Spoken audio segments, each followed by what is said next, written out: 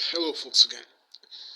Um, Today, and answering to a friend that asked me to do this, I'm going to teach you how to make the simplest bread recipe you could ever make. It is not that complicated, believe me. You you just need some flour, some salt, some water, and some dry yeast. Nothing more. It is really easy to make a good bread recipe, a bread that you can eat and be sure that that bread contains what you want and no unnecessary chemicals. Okay, simple enough. Now I am going to explain it. I'm not in the kitchen, I cannot show it. So but the best way to do a good bread, a nice bread, uh, peasant's bread, is this. You take some white flour, you know, about, I don't know, let's make it a kilogram.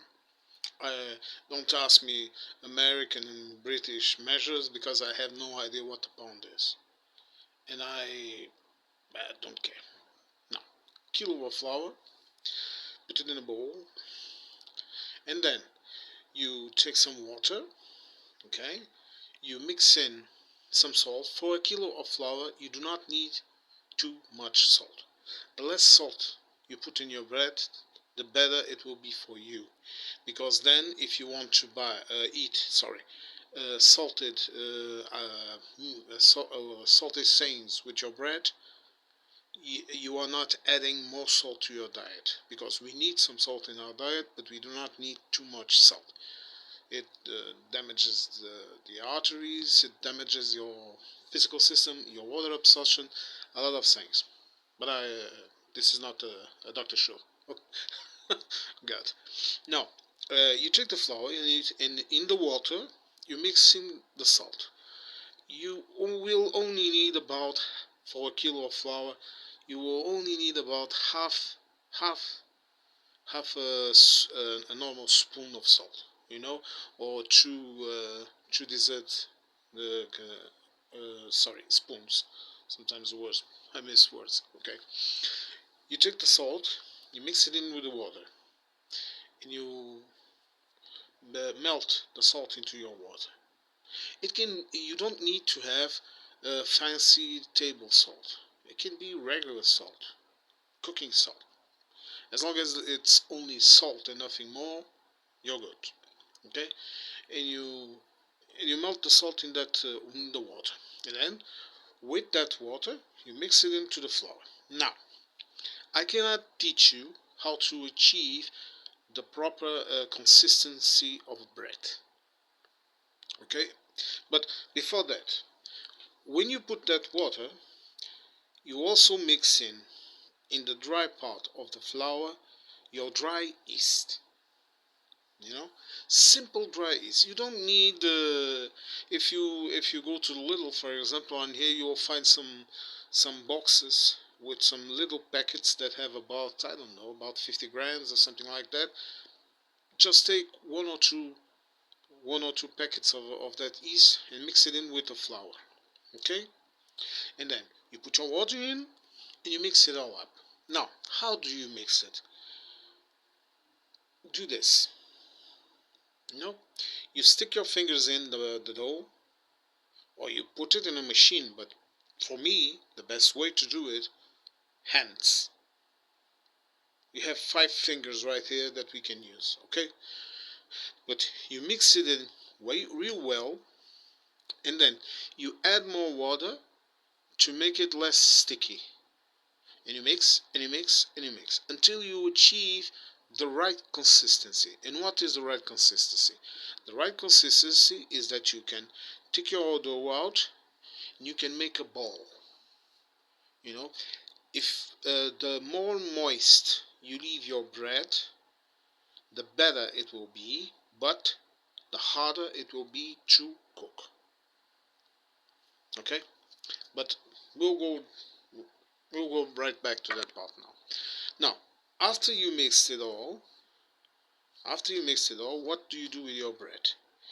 You take it out of that bowl, you put some flour in another bowl, you put your bread there, and you cover it.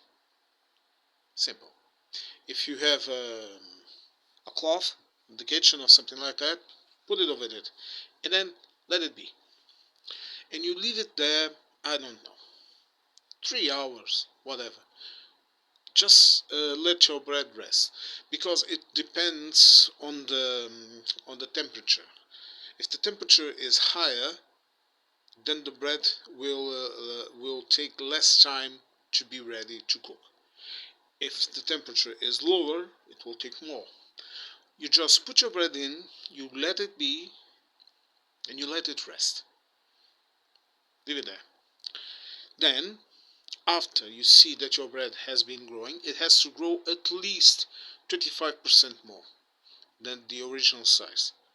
Okay, at least that, so that you can see the bread is good.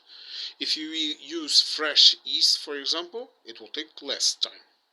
But if you want a dough that you can control better, that you can do it slowly, do it like that. Okay, then after that, you can take whatever shape you want for your bread. My advice for you is that you take one of those rectangular, you know, one of those rectangular cookers. I don't know how you say the word in English, but I think you understand what I mean. You take one of those, okay, and then you either flour it lightly so it won't burn, or you get some vegetable paper and you put it in, okay, and then you grab your dough, and this is important. Save a little bit of that dough, okay? A handful of dough, for example. You keep it. You don't use it. I'll tell you after why. Then you take that dough, you stretch it out lightly. You don't beat your bread. You don't do nothing for it. You just stretch it lightly and put it inside that the form, the cooker. Whatever, I don't know how you say it. And then you take it and you put it in your oven at low temperature, not too low.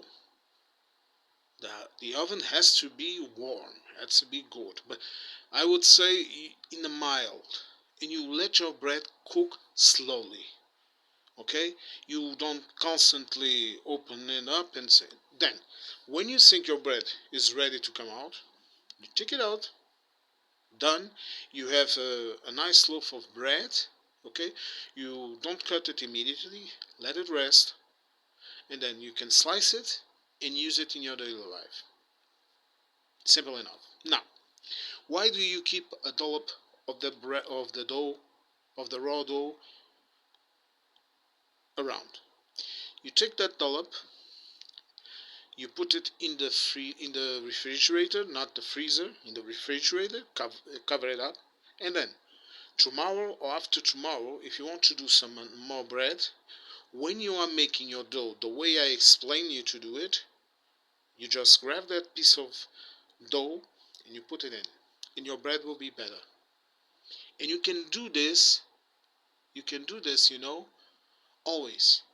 This is a very old trick in traditional bakeries, to keep always what we call, here in Portugal we call it isco, which in English means baked. And that because you see the dough is a living thing. It has yeast. There are chemical processes happening, and that little piece of dough will help your bread to be better. A simple trick. If you want to add different flours, you can do it. But for example, if you use corn flour, be careful, because corn flour, it overwhelms all other bread types. But you can use whatever type of flour you like. But here you go, a simple recipe to make some good bread, and it doesn't take a lot of your time or your effort. And right now, around here in my house, we do it. Why?